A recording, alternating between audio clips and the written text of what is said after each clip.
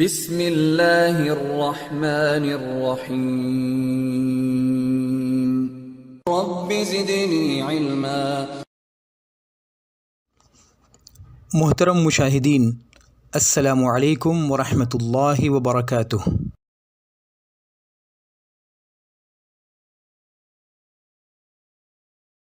جس دن اللہ کے نبی صلی اللہ علیہ وسلم قباء تشریف لائے، وہ تاریخ کا ایک انتہائی عظیم الشان اور منفرد دن تھا۔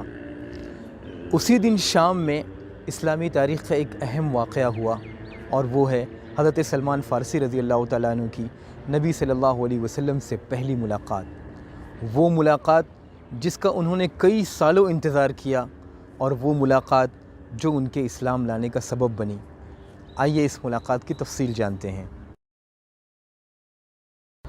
اللہ کے نبی صلی اللہ علیہ وسلم جس دن قباء تشریف لائے، یہ تاریخ کا ایک انتہائی عظیم الشان دن تھا۔ اللہ کے نبی صلی اللہ علیہ وسلم کی آمد کی خبر ہر طرف پھیل چکی تھی۔ صحابہ اکرام قباء کے علاقے میں مختلف جگہوں سے آ کر اللہ کے نبی صلی اللہ علیہ وسلم کے استقبال کے لیے جمع تھے۔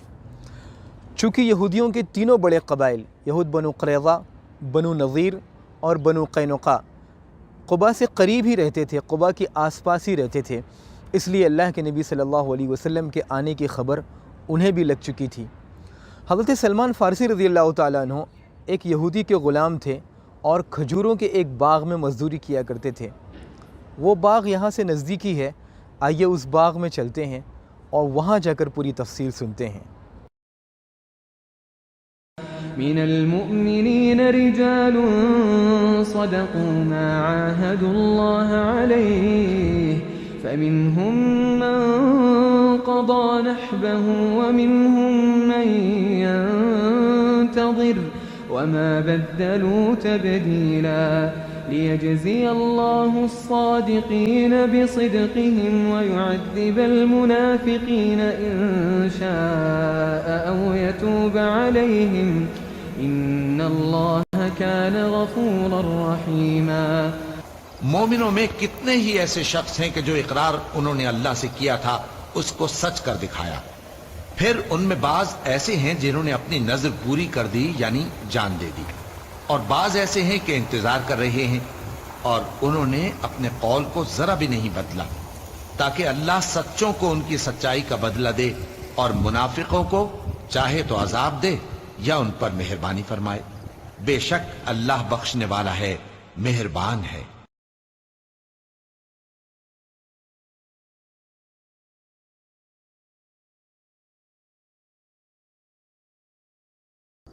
حضرت سلمان فارسی رضی اللہ تعالیٰ عنہ فرماتے ہیں کہ دوپہر کا وقت تھا اور میں کھجور کے درخت کے اوپر بیٹھ کر کام کر رہا تھا، اور میرے نیچے میرا جو یہودی سردار تھا آقا، وہ بیٹھا ہوا تھا۔ اتنے میں میرے سردار کا چچا زاد بھائی اس سے ملنے آیا، اور آتے ساتھ ہی کہا کہ اللہ اوس و خزرج کو تباہ کرے، وہ اس وقت قباء میں جمع ہوئے ہیں مکہ سے آئے ہوئے ایک شخص کے استقبال کے لیے، اور ان کا دعویٰ ہے کہ وہ شخص نبی ہے۔ حضرت سلمان فارسی رضی اللہ عنہ فرماتے ہیں کہ میں درخت پر تھا، یہ سنتے ہی میرے اندر ایک جھٹکا سا لگا، مجھے ایک کپ کپی سی طاری ہوئی، مجھے ایسا لگا کہ میں جیسے نیچے گر جاؤں گا۔ میں بہت تیزی کے ساتھ میں اترا۔ اس شخص نے آ کر یہ خبر دی تھی، میں نے اس سے پوچھا کہ تم نے کیا کہا کیا کہا کیا کہا؟ تو حضرت سلمان فارسی رضی اللہ تعالیٰ عنہ کے سردار نے جب حضرت سلمان فارسی رضی اللہ تعالیٰ عنہ کی یہ بے قراری دیکھی تو ایک زوردار تھپڑ مارا حضرت سلمان فارسی رضی اللہ تعالیٰ عنہ کو، اور کہا کہ تمہیں اس سے کیا مطلب، تم جاؤ اپنا کام کرو۔ حضرت سلمان فارسی رضی اللہ تعالیٰ عنہ فرماتے ہیں کہ میں نے کچھ چیزیں جمع کر کے رکھی تھیں۔ جب شام ہوئی تو میں اللہ کے نبی صلی اللہ علیہ وسلم کی خدمت میں حاضر ہوا۔ اس وقت آپ قباء میں تشریف فرما تھے۔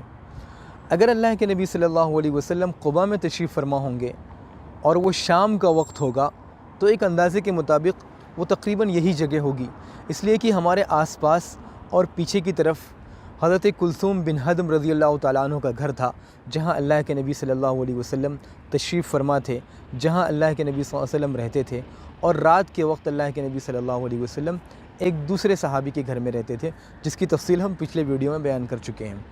تو حضرت سلمان فارسی رضی اللہ تعالیٰ عنہ فرماتے ہیں کہ اللہ کے نبی صلی اللہ علیہ وسلم قباء میں تشریف فرما تھے۔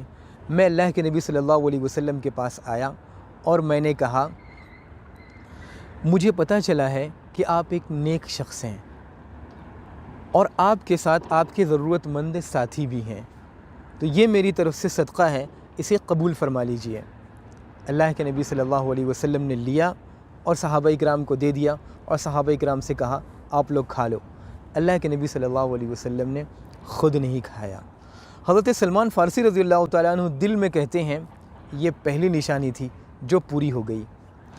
دراصل حضرت سلمان فارسی رضی اللہ تعالیٰ عنہ کو آخری نبی کی چند نشانیاں بتائی گئی تھیں۔ وہ 3 نشانیاں تھیں۔ ایک یہ تھی کہ آخری نبی صدقہ نہیں کھائیں گے، نمبر 2 وہ ہدیہ قبول کریں گے، نمبر 3 ان کے دونوں کندھوں کے درمیان مہر نبوت ہوگی۔ تو حضرت سلمان فارسی رضی اللہ تعالیٰ عنہ فرماتے ہیں کہ پہلی نشانی پوری ہو گئی، اب دوسری نشانی کی صداقت کی باری تھی۔ میں واپس آ گیا اور اللہ کے نبی صلی اللہ علیہ وسلم سے دوسری ملاقات کے لیے چیزیں جمع کرنے لگا۔ جب پہلی نشانی کی صداقت پوری ہو گئی تو حضرت سلمان فارسی رضی اللہ تعالیٰ عنہ واپس آ گئے اور دوسری نشانی کی صداقت کے لیے کچھ ہدیے اور کچھ چیزیں جمع کرنے لگے۔ کچھ دنوں کے بعد اللہ کے نبی صلی اللہ علیہ وسلم قباء سے مدینہ تشریف لا چکے تھے۔ اس زمانے کے مدینہ کا مطلب آج کے زمانے کے لحاظ سے مسجد نبوی۔ تو حضرت سلمان فارسی رضی اللہ تعالیٰ عنہ اللہ کے نبی صلی اللہ علیہ وسلم کی خدمت میں حاضر ہوئے اور فرمایا کہ میں نے دیکھا ہے کہ آپ صدقہ قبول نہیں فرماتے، لیکن یہ میری طرف سے ہدیہ ہے، اسے قبول فرما لیجئے۔ اب کی بار اللہ کے نبی صلی اللہ علیہ وسلم نے خود بھی کھایا اور صحابہ اکرام کو بھی کھلایا۔ یہ دیکھ کر حضرت سلمان فارسی رضی اللہ تعالیٰ عنہ نے دل میں فرمایا کہ دوسری نشانی بھی پوری ہو گئی۔ اب تیسری نشانی کی صداقت کی باری تھی، لیکن تیسری نشانی کی صداقت قبرستان بقیع میں پوری ہوئی۔ آئیے قبرستان بقیع چلتے ہیں۔ السلام علیکم اہل الدیار من المؤمنین والمسلمین وإنا إن شاء الله بكم لاحقون نسأل اللہ لنا ولکم العافیہ۔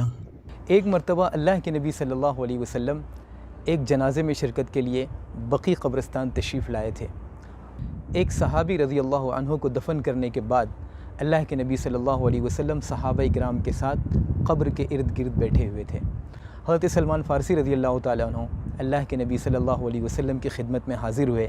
آپ صلی اللہ علیہ وسلم کو سلام پیش کیا اور سلام پیش کرنے کے بعد اللہ کے نبی صلی اللہ علیہ وسلم کی پیٹھ کے پیچھے چلے گئے تاکہ آپ صلی اللہ علیہ وسلم کے دونوں کندھوں کے درمیان مہر نبوت دیکھ سکیں۔ اللہ کے نبی صلی اللہ علیہ وسلم کے کندھوں پر 2 چادریں تھیں۔ آپ صلی اللہ علیہ وسلم کو پتہ چل گیا کہ حضرت سلمان فارسی رضی اللہ تعالیٰ عنہ کیا دیکھنا چاہتے ہیں، تو اللہ کے نبی صلی اللہ علیہ وسلم نے دونوں کندھوں سے اب اپنی پشت مبارک سے چادر کو گرا دی۔